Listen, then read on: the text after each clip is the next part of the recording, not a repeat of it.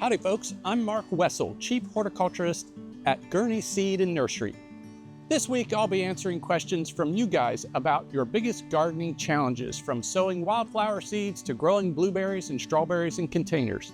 If you have a gardening question you'd like me to answer, send us a message at gurneys.com/pages/dig-in.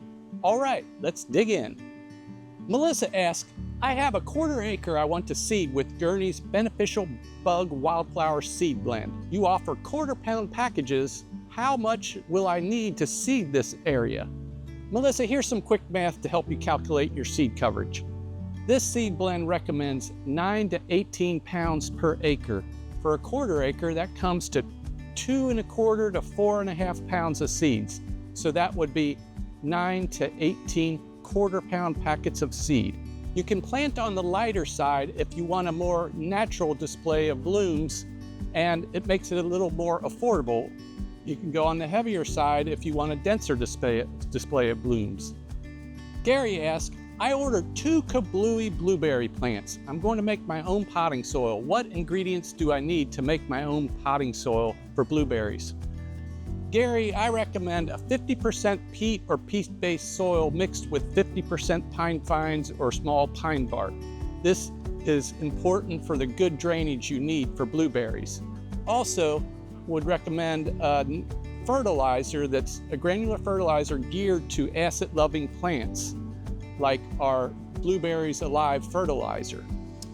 In addition, I'd recommend, since you'll be watering so much, you'll be leaching out a lot of nutrients out of that good, well-draining soil. So I'd recommend a liquid acid-based fertilizer at least once a month. If you don't want to mess around with mixing your own soil, try our Blueberry Success Mix. Just pour it in the pot and you're ready to plant. Cecilia in Zone 7 asked, I am growing strawberries in a grow tower. How often should I prune the strawberry leaves to prevent overgrowth, and how do I winterize the grow tower outdoors? Cecilia, for June-bearing strawberries, coming out of the winter, you can trim off the brown and dead leaves above the crown. But the main trimming comes after your harvest. You trim all the leaves off above the crown, and then runners, I think what you're referring to are runners that are crowding the pot. You can trim off individual runners. For everbearing, all you really have to do is trim off excessive runners. Overwintering options would be just to kind of like your regular strawberries, if you can build a little structure and just put straw or frost protection over it. You're in Zone 7, so it shouldn't take too much.